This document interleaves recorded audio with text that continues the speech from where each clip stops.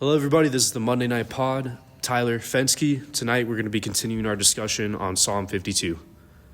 Yeah, so if you were with us last week, we were getting into Psalm 52, which is a psalm written about what happened with Doeg the Edomite. So basically, David is on the run from Saul. Saul had tried to murder David. That had happened one time. Then it was his son, Saul's son, Jonathan, that had reconciled the two. David was with Saul as before, but then once again, Saul's jealousy flares up. He tries to kill David. David makes his escape for good. The first place he goes then is the house of God, to the priest at Nob, to Ahimelech, where Ahimelech then, not knowing the context of why David is there, David is not exactly truthful with him either as to why he's there, but Ahimelech then gives him the sword of Goliath, whom David had killed. He gives him bread and provision. We discussed that last week, that it was the bread that was only lawful for the priest to eat. This was something that Jesus covers in just discussing the Sabbath, both in Mark and in Matthew. Talked about just interesting insights with that, as well as Ahimelech inquires of God for him. While David is there happens to be Saul's head shepherd, Doeg the Edomite, is there, who then later, as Saul's just kind of complaining about how things are for him, nobody's giving him information, nobody's this and that, nobody is telling him about his own son Jonathan siding with David, and that's when Doeg takes the opportunity to pipe up, tells Saul that David had gone to Ahimelech. Saul then calls in Ahimelech, asks him about this. Ahimelech says, I don't know anything about this, which was true. But Saul still then orders his officials to kill the priests of the Lord. They refuse to do it. He then tells Doeg to do it. Doeg kills the priests of the Lord along with the wives, children, the entire city of Nob. And then David writes this psalm about that. Yeah, so picking up in verse 1 of Psalm 52, it says, "Why do you boast of evil, you mighty man? Why do you boast all day long, you who are a disgrace in the eyes of God? Your tongue plots destruction. It is like a sharpened razor, you who practice deceit. You love evil rather than good, falsehood rather than speaking the truth. You love every harmful word, O you deceitful tongue. Surely God will bring you down to everlasting ruin. He will snatch you up and tear you from your tent. He will uproot you from the land of the living. The righteous will see and fear. They will laugh at him, saying, here now is the man who did not make God his stronghold, but trusted in his great wealth and grew strong by destroying others." Yeah, it's kind of, David really hones in on just that aspect of, what Doeg had said. And that's really the story of Doeg to me, is that it was his mouth that got him into trouble. It was his mouth that got him into this situation where, you remember the expression, when you're a kid, the snitches get stitches. Mm-hmm. And I think that is true in the respect of that if you're using your tongue in that manner like Doeg did, where he sees this as basically like, Saul the king is complaining. Saul has a lot of power. If you look at that section, Saul is referencing how he has the ability to give guys fields and titles and so on, and David does not. Mm-hmm. And then Doeg sees this as this opportunity to push himself forward to be the guy who has this information, then to endear himself to Saul, where he's snitching on David. Well, it takes him to a place he probably did not think was going to happen out of this. Mm-hmm. Where it kind of got him cornered just because of how he was using his mouth. And that's Proverbs 13:3. He who guards his lips guards his life. Mm-hmm. So if Doeg would have just stood there and been quiet, he could have avoided this whole situation. Mm-hmm. But he who speaks rashly will come to ruin, which ultimately is what happens here. David covers that in Psalm 52, which we'll get into, but there's so many just good verses about just the importance of controlling your tongue and guarding that. Proverbs 15:28, the heart of the righteous weighs its answers, but the mouth of the wicked gushes evil. Yeah. And it was his mouth that led him into this just terrible place where it ends up then he's the one that now has to murder these people. Yeah. And as David then says in Psalm 52, it's God that's going to take care of him over this. Yeah. Another verse that comes to mind is Proverbs 11, verse 12. It says, a man who lacks judgment derides his neighbor, but a man of understanding holds his tongue, right? And so there's a lot of wisdom in just always try to say less than necessary, right? You're going to avoid a lot of trouble if you can, like James says, tame your tongue, right? It's the hardest thing to do, right? Where words are many, sin is not absent, right? You've probably, in everybody out there who's been in jobs where there's like a hierarchy, any kind of rank structure, this is the boss, whatever.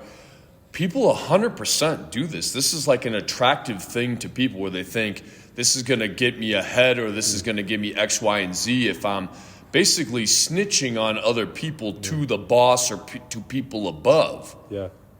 It's almost like just a human nature thing in a bad way.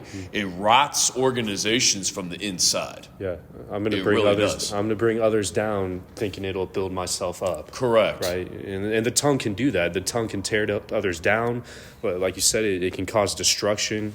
And this is a great example of that. One aspect of this that I really appreciate in Psalm 52 is, with all this destruction, with all the lies that Doeg set place and all the ramifications for it, it was the Lord who would bring justice to this situation. And this is highlighted through verse 5. Surely God will bring you down to everlasting ruin. He will snatch you up and tear you from your tent. He will uproot you from the land of the living. The righteous will see and fear. They will laugh at him, saying, here now is the man who did not make God a stronghold, but trusted in his great wealth and grew strong by destroying others. You have any thoughts on that? Yeah, that verse 6, the righteous will see and fear. Don't let God use you as an example. Yeah, that's sobering. You think of Achan in Joshua 7. You think of Ananias in Acts 5. Because this is a verse I've read before and didn't have a lot of insight to it, but looking over this again and really thinking on this, the righteous will see and fear. So it's like what God is going to do to Doeg because of this, and you talked about this tonight in depth, just revenge is mine, says the Lord. It's not for us to be taking our place with this. God's going to handle this. Yep. When people act this way, you don't need to try to slander them back or curse them in your heart. One life is just going to come at them. So if this is a person that sees this is how I'm going to get ahead is not my talents and abilities and not my work ethic, but by ripping down the people around me, life's going to come at them. Yeah. Life's going to deal with them. Yeah. Just in and of itself, because you just don't get it. You think to build your building, you got to tear down the other buildings around you. It's not going to go well for you. And then God is going to deal with it, right? The Lord is going to deal with Doeg the Edomite for what happened here. Yeah. Surely God will bring you down to everlasting ruin. You will only observe with your eyes and see the punishment of the wicked. Yeah. As Psalm 91 says. So that righteous will see and fear, like Ananias, like Achan. Don't let God use you as an example where it's like the righteous are learning from this, of seeing this example of somebody who was grew strong by destroying others. David highlights that where he says he did not make God a stronghold. Instead, he trusted in his great wealth and grew strong by destroying others. So he's elevating by destroying others. There's never a good end to that. There's never a good end to I got ahead by ripping others down. Yeah. It's very interesting, the contrast of that, because he thought he would be protected by wealth, which was the very thing that was going to lead to his destruction, right? The very way that he acquired that wealth is what ensured that he would be destroyed in the end. And we don't know exactly what happened to Doeg the Edomite, but we could tell through Scripture and through the nature of God that, the Lord had his revenge, And so that's an interesting point to me, just with, the thing you think you're protected by, it becomes a trap to you. Yeah, you bring up the aspect of money in here. That shouldn't be overlooked just because it's Saul who's saying, will the son of Jesse, that is David, give all you fields and vineyards? Will he make all of you commanders of thousands and commanders of hundreds? Is that why you have all conspired against me? So Saul thinks it's about the power and the money. Meanwhile, David's in the cave of Adullam, building, his core constituency around those who are in distress or in debt or discontented to gather around him, and he became their leader. He had nothing to offer them in terms of just material possession or money or anything like Saul could, but he was building out dudes that were loyal to him, that was a greater cause and mission that was ordained by God, so it was going to stand, versus what Saul had was going to crumble because the Lord had left them. Yeah. No. And David had a very good perspective of that, of just letting God handle things for him, understanding it was the Lord who's in control. And again, this is in line with Romans 12. This is verse 17. It says, "Do not repay anyone evil for evil. Be careful to do what is right in the eyes of everybody. If it is possible, as far as it depends on you, live at peace with everyone. Do not take revenge, my friends, but leave room for God's wrath. For it is written, 'It is mine to avenge, I will repay,' says the Lord." Right? It is mine to avenge, I will repay. The aspect and the trust, because ultimately that's what it comes down to, right? Is the trust that God's got it, right? And if you're faithful enough to just leave room for that, all of a sudden it's like not only are your hands clean, not only can God use you for what you need to be used for, but you'll see those examples being made, 100%.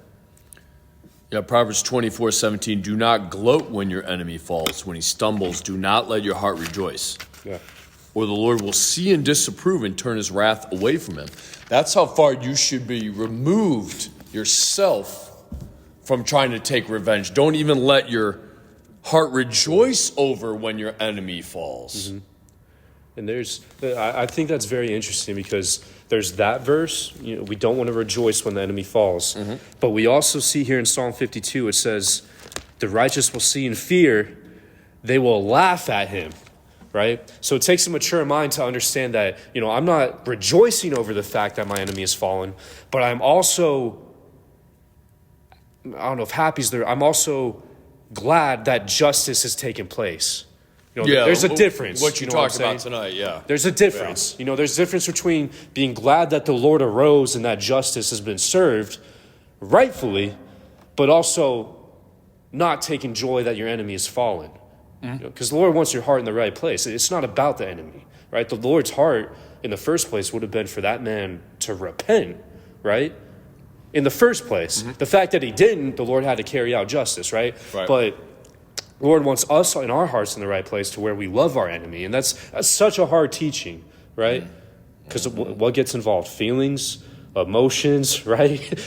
Just lack of faith. Your own pride. Maybe you got to take advantage of. For sure. Thinking you're going to get the short end of the stick, that, your cause isn't going to be heard. Will the Lord really show up? There's all these things that can come from it. But David was so good about that. And I think that's why he saw time after time again, he was elevated and his enemies were scattered, Yeah. And it draws a contrast with Saul, too, because I think one of the things that's overlooked here is that this is an important verse in Proverbs 17. If I was you, I would underline this one, star, whatever. But a wicked man listens to evil lips. A liar pays attention to a malicious tongue.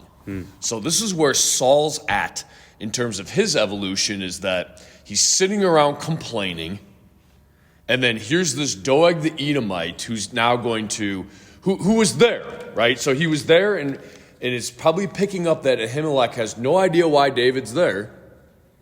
He's asking him, what's going on, and David's being very vague in his answers, leaves out that context entirely and pipes up with, he's going to snitch. And Saul now is listening to that and taking action about it and pursuing this with Ahimelech and just his anger and vindictiveness, but that he's listening to that at all. A wicked man listens to evil lips. A liar pays attention to a malicious tongue. I think that was actually in Bad Teacher, which, is a decent comedy, but they say to the main character, like so-and-so said this, and she says, how do I know what they said? And I thought that was so good, I wrote that down, because I was like, this is the perfect response to, this person said this about you. How do I know what they said? That's fun. You're supposed to learn that in first grade, the whole telephone. You know, how things get completely just discombobulated as it passes from person to person. But how many times it's like, this person said this about you. So, first of all, do not pay attention to every word people say, as Ecclesiastes tells you. Don't walk around like you're the judge and jury of every word that people say, because you weren't there, you don't know the context. And who are you? Because many times you yourself have cursed others in your heart. You've been careless with your words yourself. Right. Yeah. Right. And then, like, how do I know what they said? Like, if it merits it, then you should talk to them directly. Brother that sins against you, Matthew 18, directly, rather than going to somebody else or getting upset and not dealing with it. Right? But then if you just understand that, if you're listening to that, so-and-so said this about you, you are paying attention to a malicious tongue. You're listening to evil lips. So if you're the one on the phone and somebody called you and is like, me, and you're listening to that, a wicked man listens to evil lips. So I'm very cautious around people that I know that will engage in conversation like that, because you have to be smart on that, as always. If they're talking about someone else to you, they're talking about you to somebody else. Absolutely. Yeah. And that's where Saul is at in terms of his discernment and wisdom right now. He's so caught up in his anger and jealousy about all this. He's just not thinking straight, and he's listening to Doeg and compounding problems. Just poor leadership. Yeah. That could be something we could do as a pod, is just how poorly Saul's leadership became when the Spirit of the Lord departed from him. It's almost an indictment on just how pathetic we are as human beings if we don't have the Holy Spirit to guide us. We're pretty bad at it. Yeah. And when you see the Spirit of the Lord depart from him, you could get into many, many things of just how poor the leadership is. But that's a verse in Proverbs that I think is a really important verse. A wicked man listens to evil lips. A liar pays attention to a malicious tongue. If you can understand that, you'll stay away from a lot of just the gossip and the slander and taking things so personally, and understanding that, if you're in a situation like that, work-wise, whatever, that you have people that are listening to other people talking about you, understand that's a wicked man that's doing that. Yeah. That would listen to that. That's such a good point. Not only do you have to take into account the words that you say, right? Because there's so much power in the tongue. You have to take into account the words that you listen to. Yeah. Right? Sometimes you just got to walk away from those conversations. Or I just don't want to hear this right now. I'm good. I'm good. That's all it takes. Yeah. You don't need to hear it. I don't, You don't need to hear it. Right. And one of the things that, a good example of this I got out of Psycho-Cybernetics, actually. Great book. Is where he talks about the concept of you don't have to answer the phone. Yeah. Right? And so a lot of times when someone's phone rings, what's their instinctive response? Gotta pay attention, gotta answer. Pay attention, it alerts you, this could be anything, I gotta answer. You don't have to answer. You could let the phone ring, you can ignore it, you can press that magical red button, right? You do not have to answer the phone, and you do not have to listen, all right? That decision is clearly and completely up to you, right? Yeah. And a lot of us, myself included, would be better off if we would just not pick up the phone in the first place, right? I'm going to filter what I listen to. I'm going to discern what I listen to, because ultimately that takes a toll on your spirit. Oh, gosh. Right? Yeah. The wrong thing coming through to you, that could really crush your spirit, right? And just set your day off, set your walk off. It's wise to discern who am I going to listen to? What am I going to listen to? What do I actually accept? What do I just hang up on?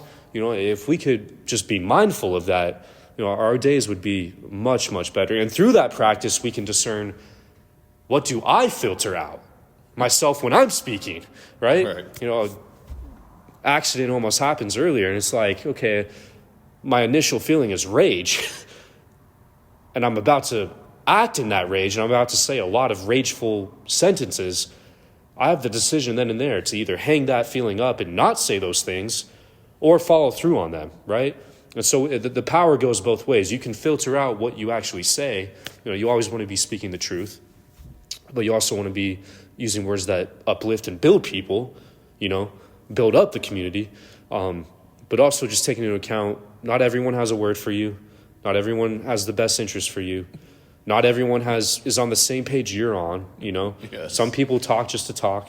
I'm always wary of someone who only has something to say about others or happens to be the person that knows someone instead of the person that everyone knows, Yeah. There's a lot that goes into that, but there's a lot of wisdom in just, being mindful of what you say and also being mindful of what you take in. Yeah. I mean, this verse and this discussion about it makes me think about guy I know a few months ago. He was saying, there's just this woman that he's an acquaintance with. He'd gone to a Bible study or something with her, hadn't seen her in years, bumps into her, and she's immediately talking negatively about, the pastors in her church. Just right off the bat. It's those are the conversations you just want to miss. You just I'm good. Walk away, whatever it needs to be to just disengage from that, right? Because it's just it's a malicious tongue, right? And if you're standing there listening to that, that's making you a liar. It's making you the wicked man because you're giving an ear to that. Bad company corrupts good character. Right. So it's there's a lot of wisdom in that, and that's something that Saul, was just missing out of this situation, of what happened with Doeg. But going on here then in verse 8, David says, "But I'm like an olive tree flourishing in the house of God. I trust in God's unfailing love forever and ever. I will praise you forever for what you have done. In your name I will hope, for your name is good. I'll praise you in the presence of your saints." You made a great point tonight's teaching about, when is he saying this? He's saying this when he's on the run from the king of Israel. It's not some random person. It's not some, idiot that he's beefing with. It's the king of Israel. And that's a theme you see throughout the Psalms in David's life, is him giving thanks and speaking from a perspective of how good things are going and how God is delivering him, even though the circumstance don't match that. Yeah, not ideal circumstances. Right, we talked about that last week, of just Psalm 34 in the context of that. Yeah. He's saying, I'm like an olive tree flourishing in the house of God. That's how he sees himself, even as he's on the run here, even as he's in the cave of Adullam here, even as Saul's going after him and trying to murder him and bringing the full force of the state against him. He said he had 3,000 chosen men, that this is what they were doing, was just trying to track David down. He's getting snitched on everywhere he's going. Yeah. People just currying favor with the king. It wasn't just Doeg, it's the Ziphites in the next chapter. It's the Lord reveals to him that a city that he just saved from the Philistines, the Kenites, would also hand him over to Saul. So this is a very difficult situation, but he's given thanks, and he's seeing himself, because it'd be easy to say I'm an olive tree flourishing if it's, I'm already in the palace, and this has all come to fruition and everything's great. He's saying this while he's on the run from Saul, as he's got this kind of motley crew forming around him. Yeah. He's got to drop his parents off with the king of Moab to keep them safe during this time. Yeah, I mean, there's a lot of struggle. He's left his wife on the run. They give her to a different dude, right? While there's a lot going on here, but he's still giving thanks. A lot of stress. And one thing that stands out to me is he says, "I trust in God's unfailing love." And you contrast that with above in, trusting in great wealth. The Doegs that trust in their great wealth and are destroyed by it and because of it, compared to David, who just had so much success despite the circumstances because he trusted in God's unfailing love, right? I think that was the breakthrough for him. Think about the thought too. He knows he's anointed to be king. And these are the circumstances, right? Yeah. And it's stress after stress. Very difficult. He's not even in the palace yet, like you said, and he still considers himself to be flourishing. He's, David, a man after God's own heart. it's like what you see coming out in these Psalms is like what the Lord calls us to do, where it's like we're floating over just the circumstances of life because we're trusting in God, right? We're having faith in that, right? Like you mentioned the money, the contrast of Doeg trusting in his great wealth, and David saying, I trust in God. Just like Timothy says, do not put your hope in wealth, which is so uncertain. It's like, are you building your foundation on just the things of this world, which, we talked about money in depth, right? But, wealth just being so uncertain. Yeah. Are you doing that, or are you building it around God, where now, whether the circumstances are good or bad, you still have that faith. Faith is being sure of what we hope for, certain of what we do not see, right? Yeah. That God is bringing that about for our good. And that was, when I read the Psalms, you just see that just amazing faith out of David, where that's what he's demonstrating, even when the circumstances aren't good, that he trusts in God through this. And that's what he had, a firm foundation. And that is faith in God, because now God could trust him. Mm-hmm. He could trust him with the power. He could trust him with the wealth. He could trust him with the success. Yeah. Because he was faithful even when the circumstances were bad. So therefore his love to God was not based around what God was giving him. There were no contingencies. Right. Because now you know that it's actually real love. Yeah. And he backs this up in real time. This is in 1 Samuel 22. This is when he gets word of what Doeg had done. He tells the people, "Stay with me. Don't be afraid. The man who is seeking your life is seeking mine also. You will be safe with me." Right? The confidence and the assurance to say, "You will be safe with me," says everything about David's mentality, says everything about his faith, to know that it's the Lord who is securing him. It's the Spirit of the Lord that is upon him, and it's the Lord who will see these things through. And that's a word of encouragement to me. Something that makes me want to strive after, just having that level of faith, that level of faithfulness, to where the Lord can trust you with those things and show up for you in the ways that he showed up for David. Yeah. Yeah, the righteous may have many troubles, but the Lord delivers them from them all. Yeah. Right? The righteous cry out and the Lord hears them. He delivers them from all their troubles. So that's Psalm 52. Monday Night Pod. Tyler and Fensky. Next week, we're going to get into Psalm 53.